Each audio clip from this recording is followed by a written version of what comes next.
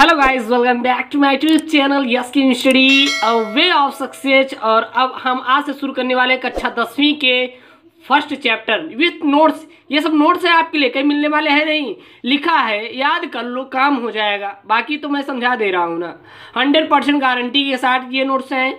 और बिल्कुल ज़्यादा ज़्यादा शेयर करिए और अपने उन दोस्तों को जोड़िए जो कक्षा 10 में पढ़ना चाहते हैं। इस लॉकडाउन में, इस हमारे बढ़ते हुए ऑनलाइन की दुनिया में फ्री में मैं दे रहा हूँ। कहीं पर भी ऐसा वीडियो आपको नहीं मिलेगा, जो भी देगा आपको वहाँ पे पैसा मेंशन करे, लेकिन हम आपको फ्री में दे रहे हैं वीडियो। बिल्कुल जी हाँ, विद नोट्स के साथ। और इसमें हम लोग पढ़ने वाले कक्षा 10 का फर्स्ट चैप्टर है रासायनिक अवक्रिया एवं समीकरण, केमिकल रिएक्शन एंड इक्वेशन का हमारा चैप्टर है फर्स्ट। और इसमें हम लोग बहुत अच्छा इसको समझेंगे, सबसे अच्छे तरीके से समझाएंगे आपको।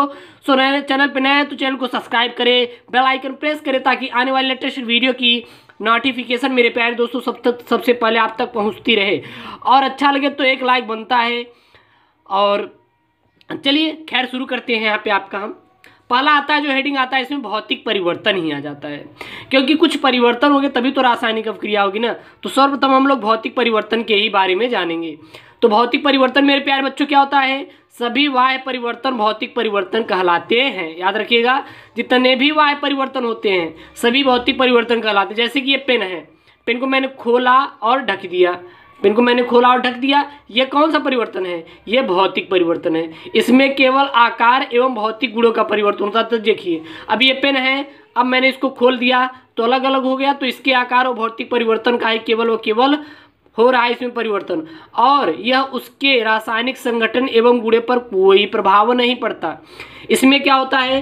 केवल व केवल किसी भी वस्तु की, देखिए जैसे पेड़ से पत्ते गिरते हैं, तो पेड़ से पत्तों का गिरना वो हमारा क्या भौतिक परिवर्तन है। क्यों? क्योंकि उसमें केवल व केवल उसकी आकृति चेंज हो रही थी। अभी तक पेड़ में लगा हुआ था, फिर हमारे पृथ्वी में गिर गया, तो उसमें कोई परिवर्तन हुआ क्या? नहीं, उसका केवल फिजिकल परिवर्तन हो रहा है, उसके आंतरिक परिवर्तन नहीं हो रहा है। तो जो भी आकार एवं उसके गुणे में परिवर्तन जो भी होगा उसे हम मेरे प्यारे बच्चों भौतिक परिवर्तन कहते हैं। याद रखिएगा।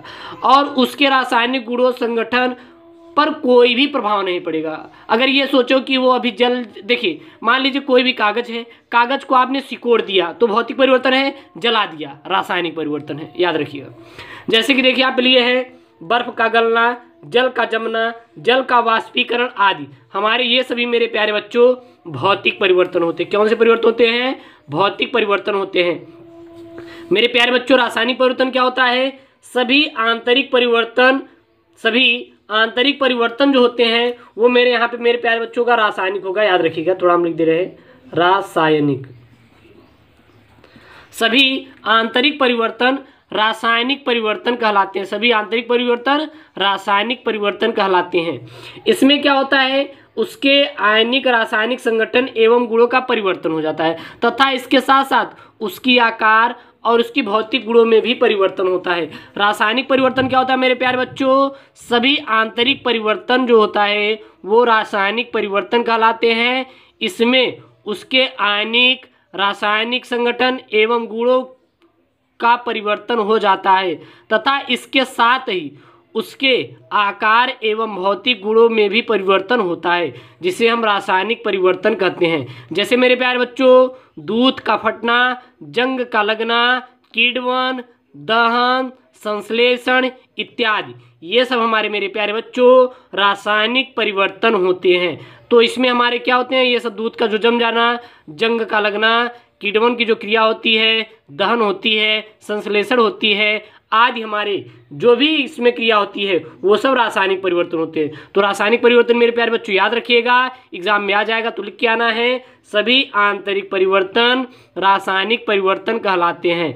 इसमें उसके आयनिक रासायनिक संगठन एवं गुणों का परिवर्तन हो जाता है, तथा इसके साथ ही उसके आकार और भौतिक गुणों में भी परिवर्तन हो जाता है, जिसे रासायनिक परिवर्तन कहते हैं। जैसे दूध का फटना, जंग लगना, किण्वन की क्रिया, दहन, संश्लेषण, परमाणु विस्फोट आदि, हमारी जितनी भी क्रिया होती हैं ये सब हमारे रासायनिक परिवर्तन होता है। आप लोग याद रखिएगा। देखिए दूध का जमना, इसमें कौन सी क्रिया? देखिए दूध से दही का फटना एक क्रिया होती है, ध्यान देना, सॉरी, दूध से क्या बनता है? दही। तो दूध से दही का जो बनना होता है इसमें हमेशा किण्वन की क्रिया होती है। कौन सी क्रिया होती है? किण्वन की। किण्वन की क्रिया होती है, आप लोग याद रखिएगा। चलिए नेक्स्ट हम देखते हैं, यहाँ पे आपके सामने है नेक्स्ट है मेरे प्यारे बच्चों रासायनिक अवक्रिया, केमिकल रिएक्शन। अब जानते हैं हम लोग मेरे प्यारे बच्चों की रासायनिक अवक्रिया, ये केमिकल रिएक्शन एक्चुअली में होती क्या है? वह अवक्रिया जिसमें एक या एक से अधिक पदार्थ परस्पर अवक्रिया करके नए पदार्थ का निर्माण करते हैं उसे रासायनिक अवक्रिया कहते हैं। वह अवक्रिया जिसमें एक या एक से अधिक पदार्थ परस्पर अवक्रिया करके नए पदार्थ का निर्माण करते हैं उसे रासायनिक अवक्रिया कहते हैं, केमिकल रिएक्शन कहा जाता है। तो केमिकल रिएक्शन रासायनिक अवक्रिया किसे कहते हैं? वह अवक्रिया जिसमें एक या एक से अधिक पदार्थ परस्पर अवक्रिया करके नए पदार्थ का निर्माण करते हैं उसे रासायनिक अवक्रिया कहते हैं। और नए पदार्थ के भौतिक व रासायनिक गुण मूल पदार्थों की से सर्वथा भिन्न और अलग अलग होते हैं। याद रखिएगा, इसमें जो भी नया पदार्थ बनेगा उसका भौतिक और रासायनिक गुण मूल पदार्थ से सर्वा भिन्न होते हैं। जैसे कि मान लीजिए ये हमारी रासायनिक अवक्रिया क्या होती है, मैंने आपको बता दिया, वह अवक्रिया जिसमें एक या एक से अधिक पदार्थ परस्पर अवक्रिया करके नए पदार्थ का निर्माण करते हैं उसे रासायनिक अवक्रिया कहते हैं। जैसे कि मान लीजिए पेन बन रहा है, हमारा पेन बन रहा है तो पेन में कई सारे मटेरियल मिले होंगे, रंग है, प्लास्टिक है, काला रंग है, वाइट रंग है, और यहाँ पे देखिए रेड रंग है, कलर है, बहुत सारे रंग है इसमें। तो ये सब जुड़ के एक नया पदार्थ बनाएगा नहीं, तो मूल पदार्थ इसके पहले था और ये क्या, ये हमारा नया पदार्थ है, तो इसे ही हम क्या कहेंगे? रासायनिक अवक्रिया। और नए पदार्थ के जो भौतिक और रासायनिक गुण होते हैं मूल पदार्थों से सर्वथा भिन्न हो जाते हैं, जिसे हम केमिकल रिएक्शन कहते हैं। तो मेरे प्यारे बच्चों केमिकल रिएक्शन आ जाएगा तो वह अवक्रिया जिसमें एक या एक से अधिक पदार्थ परस्पर अवक्रिया करके नए पदार्थ का निर्माण करते हैं उसे रासायनिक परिवर्तन कहते हैं, या फिर रासायनिक अवक्रिया कहते हैं, केमिकल रिएक्शन कहा जाता है। ओके दोस्तों, थैंक यू। थोड़ा सा हमें थैंक यू ये बोल रहे हैं क्योंकि मैं मुझसे गलती हो गया था और उसे माफ़ करने के लिए। चलिए नेक्स्ट हम देखते हैं। इसमें जैसे मैग्नीशियम धातु को वायु की उपस्थिति में जलाने पर मैग्नीशियम ऑक्साइड का सफ़ेद चूर्ण प्राप्त होता है। जब हम मैग्नीशियम धातु को वायु की उपस्थिति में क्या करते हैं? जला देते हैं, तो मैग्नीशियम ऑक्साइड का जो होता है वो सफ़ेद चूर्ण बनता है। जैसे 2Mg+O2 ये हमारे क्या है? अभिकारक है, और इधर हमारे क्या बने हैं? उत्पाद। एक यहाँ से मैं आपको और बता दूँ, ये अभिक्रिया के पहले जो पदार्थ होते हैं उसे अभिकारक कहा जाता है। अभिक्रिया के पहले जो हम लोग पदार्थ को जो उपयोग करते हैं उसे अभिकारक कहा जाता है, और अभिक्रिया के बाद जो हम लोग पदार्थ यूज करते हैं उसे उत्पाद कहा जाता है। तो मैग्नीशियम धातु को वायु की उपस्थिति में जलाने पर मैग्नीशियम ऑक्साइड का सफ़ेद चूर्ण प्राप्त होता है, और जिसे हम रासायनिक अभिक्रिया कहते हैं। जैसे कि हम आप कह सकते हैं 2Mg+O2 ये हमारा अभिकारक है। जब इसको हमने मैग्नीशियम धातु को वायु की उपस्थिति में जलाए तो हमारा उत्पाद बना। उत्पाद क्या है? 2Mg यानी कि मैग्नीशियम ऑक्साइड, याद रखिएगा। अब देखिए हम लोग संतुलित कैसे करते हैं। देखिए यहाँ पे 2 मैग्नीशियम है और यहाँ पे 2 ऑक्सीजन है, तो उत्पाद हमारा क्या बना? 2MgO यानी कि 2 Mg भी है और 2 ऑक्सीजन भी है, 2 Mg भी है, 2 O2 भी है, तो दोनों का हमारा समान है कि नहीं? तो इसके द्वारा ही हम लोग संतुलित कर सकते हैं। नेक्स्ट आता है कि अवक्रिया की पहचान। हम लोग प्यारे दोस्तों अवक्रिया की पहचान एक्चुअली में कैसे करेंगे कि यह हमारी रासायनिक केमिकल रिएक्शन ही है। तो रासायनिक अवक्रिया की पहचान कैसे करेंगे मेरे प्यारे बच्चों? अवस्था में परिवर्तन, जब किसी भी अवस्था कोई भी हमारा मैटर है यदि उसके अवस्था में परिवर्तन हो रहा है तो इसके द्वारा हम रासायनिक अवक्रिया की पहचान अच्छे से कर सकते हैं कि यह कौन सी अवक्रिया है। दूसरी, गैस का निकलना। हमेशा जब रासायनिक अवक्रिया होगी तो उसमें गैस निकलती है। क्या निकलती है? गैस निकलती है। ताप में परिवर्तन, जाहिर सी बात है जब उसमें रिएक्शन की क्रिया होगी ताप में परिवर्तन होगा। जैसे कि मान लीजिए कोई चूना है, चूने क्या आपने क्या किया, किसी टब में डाल के घोल दिया, तो देखते हैं वो टब कुछ घंटे बाद क्या हो जाता है? वो हमारा गर्म हो जाता है, तो उसमें कहीं ना कहीं रासायनिक अवक्रिया हो रही नहीं, तो इसके द्वारा हम पहचान कर सकते हैं। दूसरा, अवक्षेप का निर्माण। अवक्षेप का निर्माण क्या करते हैं? जैसे कि मान लो हमारा, जैसे कि आप क्या करते हैं, कभी कभी देखते हैं कि जब हम लोग घरों में कोई भी चीज़ बनाई जाती है, जैसे कि आपने गुड़ बनाते हुए देखा होगा, तो गुड़ में क्या होता है कि जब उस बनता है तो सर्वप्रथम उसमें एक मतलब गंदगी के रूप में बाहर निकलता है, तो वहाँ पे अवक्षेप तैयार होता है। या फिर कह सकते हैं एग्जाम्पल में आप कह सकते हैं जैसे कि दूध से जब दही बनती है तो उसके वो देखिए अवक्षेप बनते ही नहीं, तो ये हमारे सब क्या है? रासायनिक अवक्रिया की पहचान इसके द्वारा भी हम लोग कर सकते हैं। अब हम लोग कहता है मेरे प्यारे दोस्तों, जो सीरीज जो आती है रासायनिक समीकरण, केमिकल इक्वेशन। रासायनिक समीकरण क्या होती है? किसी रासायनिक अभिक्रिया का उसमें भाग लेने वाले पदार्थों के प्रतीकों तथा सूत्रों के माध्यम से दर्शाना रासायनिक समीकरण कहलाता है। कोई भी रासायनिक अभिक्रिया का उसमें भाग लेने वाले पदार्थों के प्रतीकों तथा सूत्रों के माध्यम से उसे हम लोग दर्शा रहे हैं तो रासायनिक समीकरण कहलाता है। हमेशा क्या कहलाएगा? रासायनिक समीकरण कहलाएगा, याद रखिएगा। रासायनिक समीकरण क्या होता है? किसी भी रासायनिक अभिक्रिया का, कोई भी रासायनिक अभिक्रिया है, जैसे कि मान लीजिए यहाँ पे है, यहाँ पे मैंने लिया 2Mg + O2 = 2MgO है यहाँ पे। तो कोई भी रासायनिक अभिक्रिया है उसमें भाग लेने वाले पदार्थों का उनके प्रतीकों तथा सूत्रों के माध्यम से दर्शाना रासायनिक अभिक्रिया कहलाता है। तो आप देख सकते हैं कोई भी रासायनिक अभिक्रिया में उनके भाग लेने वाले पदार्थ Mg और O2 हमारे भाग ले रहे नहीं पदार्थ, तो इनके रासायनिक नाम पे, जैसे मैग्नीशियम लिख दिए, यहाँ पे ऑक्सीजन लिख दिए और यहाँ पे मैग्नीशियम ऑक्साइड लिख दिए, तो इसी रूप में यदि अगर हम दर्शाएंगे तो यही रासायनिक समीकरण कहलाता है। और हम लोग देखें यहाँ पे, तो अभिक्रिया से पूर्व पदार्थ को अभिकारक तथा अभिक्रिया के बाद मिले पदार्थ को उत्पाद कहा जाता है।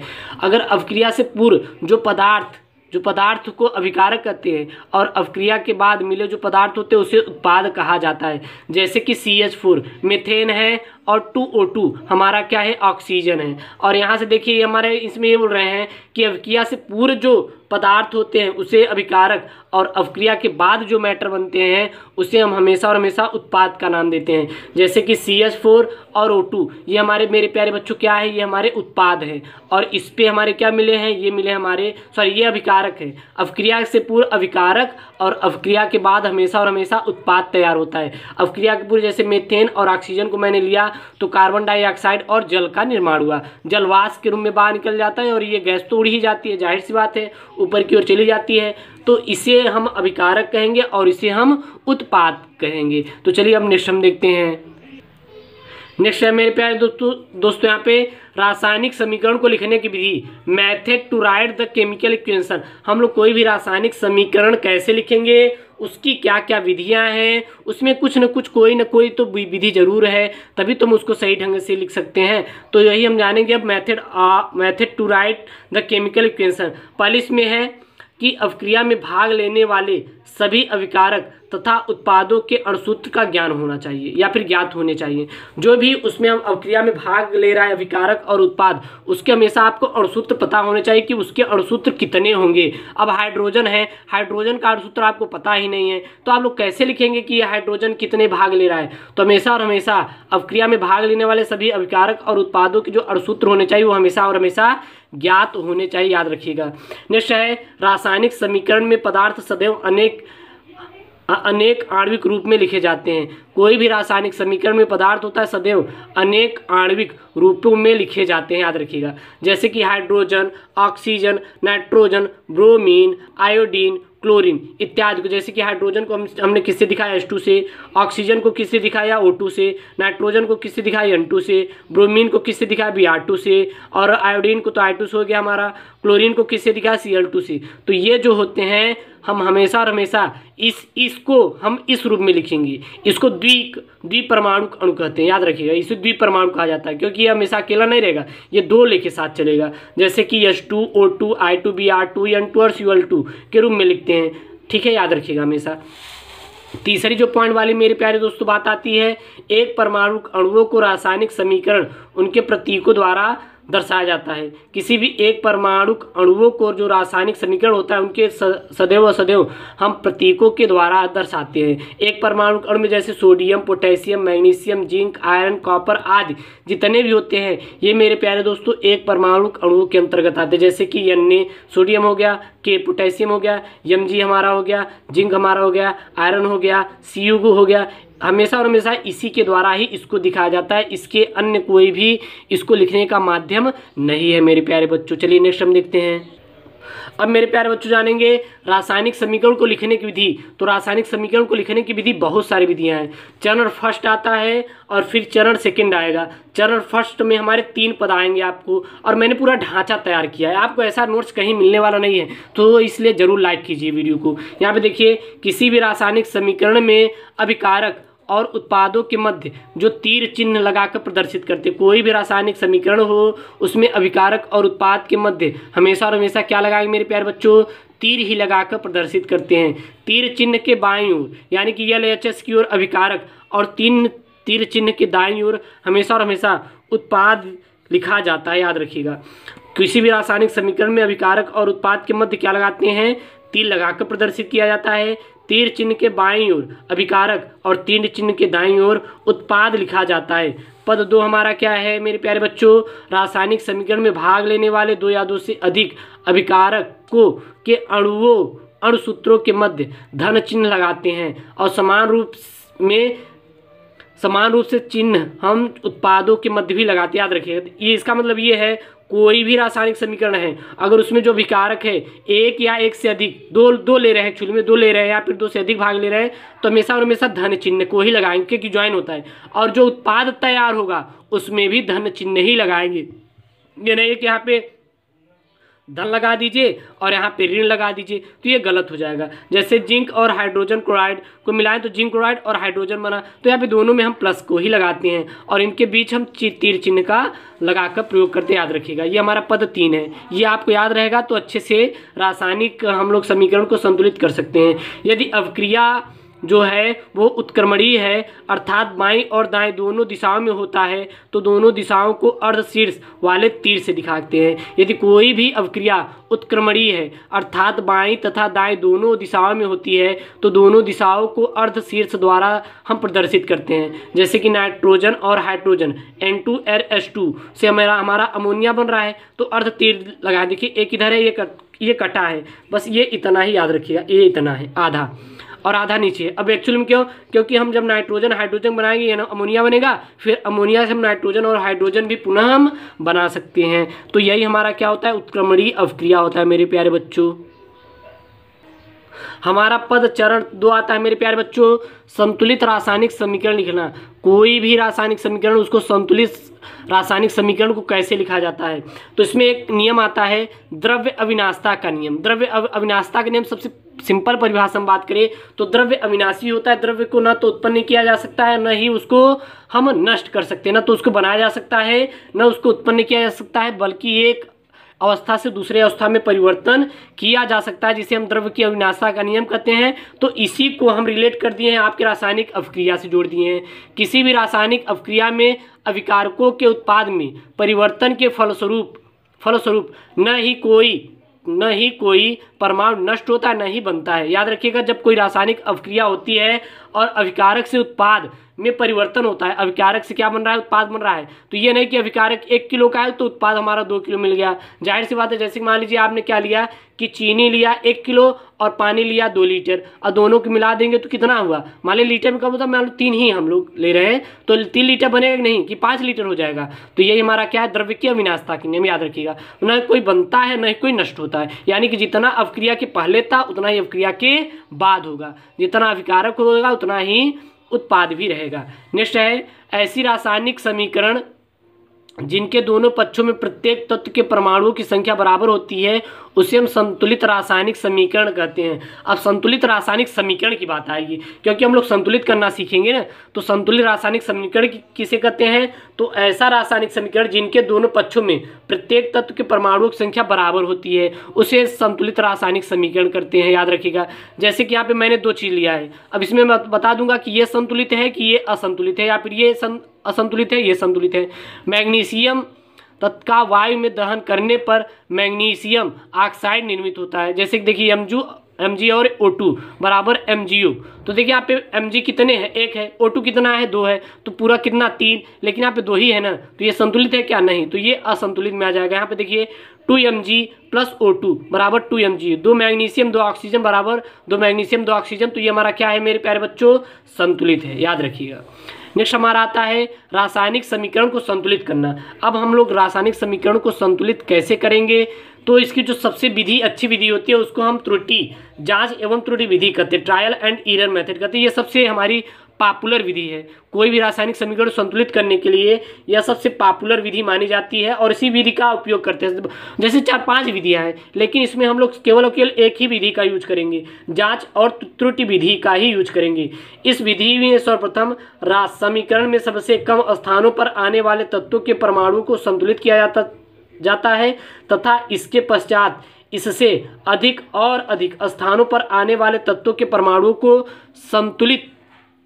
संतुलित किया जाता है। और यह विधि एक अनुमानित विधि है। इसमें क्या होता है, सर्वप्रथम हम समीकरण में जो कम स्थानों पर तत्व आ रहे हैं उनके परमाणु को संतुलित करेंगे, फिर इसके बाद जो अधिक और अधिक स्थानों पर आ रहे हैं उनको संतुलित कर लेंगे और इससे ही हम लोग रासायनिक संतुलित करने का एक विधि करते हैं। जैसे कि मान लीजिए यहाँ पे देखिए समझा रहे हैं, जैसे कि पहले हम लोग जैसे मान लीजिए बहुत बड़ा है तो छोटे छोटे पहले देखेंगे 2Mg2O2 है तो चलो छोटा वाला कर लो, फिर छोटे छोटे को लेंगे, फिर बड़े वाले को लेंगे। ये हमारा क्या है, रासायनिक समीकरण संतुलित करने की विधि। तो मेरे प्यारे बच्चों, इसमें हम लोग रासायनिक समीकरण को संतुलित करना जान चुके हैं यहाँ पर विधि के बारे में। अब इसके नेक्स्ट टॉपिक को जानेंगे। सभी वीडियो आपको प्लेलिस्ट में मिल जाएंगे और ये कक्षा 10 के CBSE, UP, MP, राजस्थान कोई भी बोर्ड हो सभी के लिए NCERT है, नोट्स के साथ है, ऐसा वीडियो नहीं मिलने वाला। और ये हमारा क्या है, तो ये हमारा है chemical reaction and equation, class 10th है हमारा। और ये हिंदी मीडियम वालों के लिए है, रासायनिक समीकरण एवं रासायनिक अभिक्रिया एवं समीकरण कक्षा 10 का। तो मेरे प्यारे बच्चों, ये फर्स्ट है और सेकंड वीडियो प्लेलिस्ट में मिल जाएगा डेली का डेली। ओके दोस्तों, थैंक यू, जय हिंद।